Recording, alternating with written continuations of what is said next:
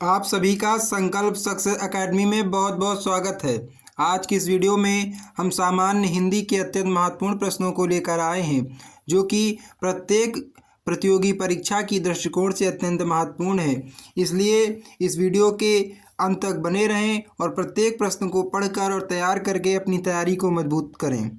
आज के प्रश्नों की श्रृंखला को हम शुरुआत करते हैं। प्रश्न है, संयुक्त को छोड़कर हिंदी में मूल वर्णों की संख्या है।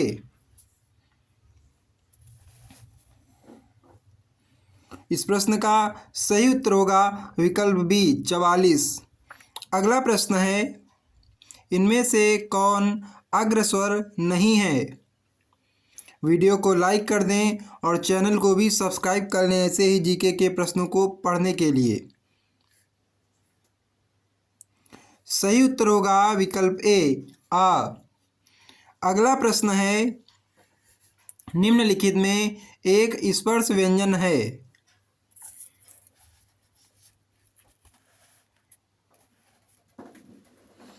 इस प्रश्न का सही उत्तर होगा विकल्प बी छा। अगला प्रश्न है, हिंदी वर्णमाला के अंतिम पंचमाक्षरों का उच्चारण स्थान क्या है।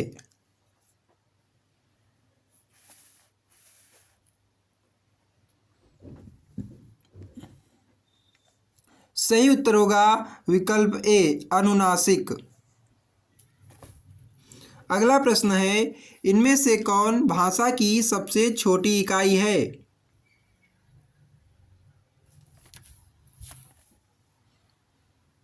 सही उत्तर होगा विकल्प ए वर्ण भाषा की सबसे छोटी इकाई है। प्रश्न है, वह व्यंजन का उच्चारण स्थान है।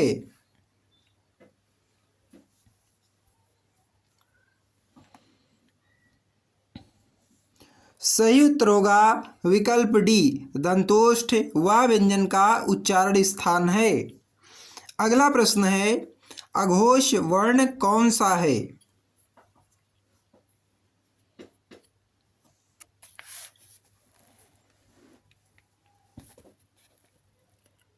सही उत्तर होगा विकल्प ए अघोष वर्ण है। अगला प्रश्न है, इनमें से कौन महाप्राण ध्वनि नहीं है।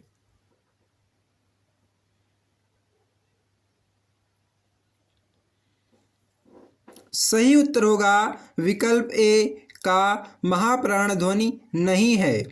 अगला प्रश्न है, स्वर सहित रा का प्रयोग हुआ है।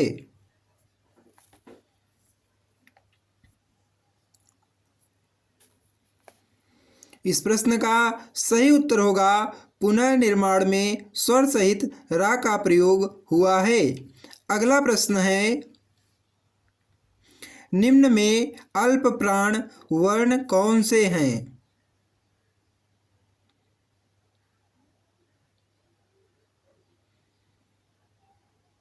सही उत्तर होगा विकल्प बी का कामा गा अल्प प्राण वर्ण है।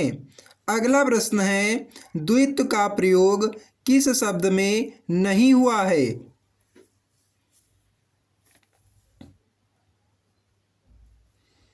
इस प्रश्न का सही उत्तर होगा विकल्प सी वल्गा में द्वित्व का प्रयोग नहीं हुआ है।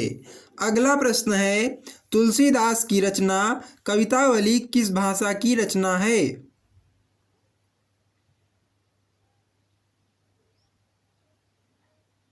सही उत्तर होगा विकल्प बी ब्रजभाषा। अगला प्रश्न है, पश्चिमी हिंदी की बोली नहीं है।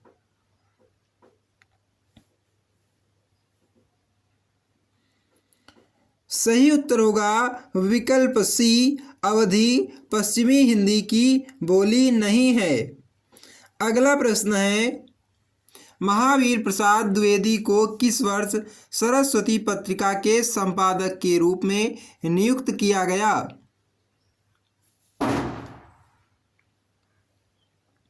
सही उत्तर होगा विकल्प बी वर्ष 1903 में। अगला प्रश्न है, भारतवर्ष के लिए हिंदी भाषा का नाम किसने सर्वप्रथम सुझाया?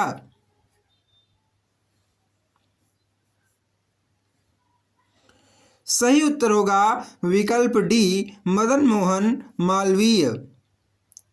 अगला प्रश्न है, संविधान के किस अनुच्छेद में कहा गया है कि संघ की राजभाषा हिंदी और लिपि देवनागरी होगी?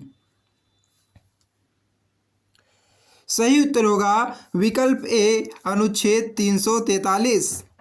अगला प्रश्न है, इनमें से किसको संविधान की अष्टम अनुसूची में सम्मिलित नहीं किया गया?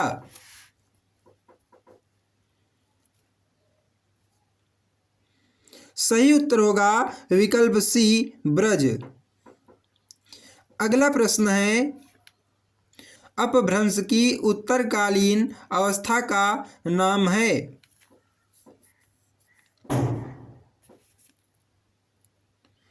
इस प्रश्न का सही उत्तर होगा विकल्प डी, अवहट्ट अपभ्रंश की उत्तरकालीन अवस्था का नाम है। अगला प्रश्न है, खड़ी बोली हिंदी में सर्वप्रथम रचना करने वाले कवि का नाम है?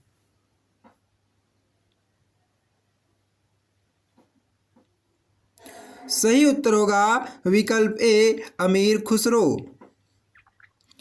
अगला प्रश्न है, खाली कबारी किसकी रचना है?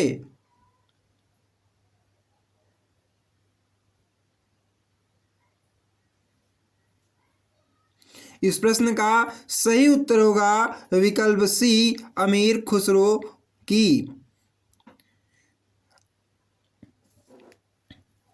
वैज्ञानिक तथा तकनीकी शब्दावली आयोग की स्थापना किस वर्ष हुई? आज सभी से निवेदन है, बहुत ही महत्वपूर्ण प्रश्न है और इस प्रश्न का आपको सही उत्तर इसी वीडियो के कमेंट बॉक्स में कमेंट करके बताना है।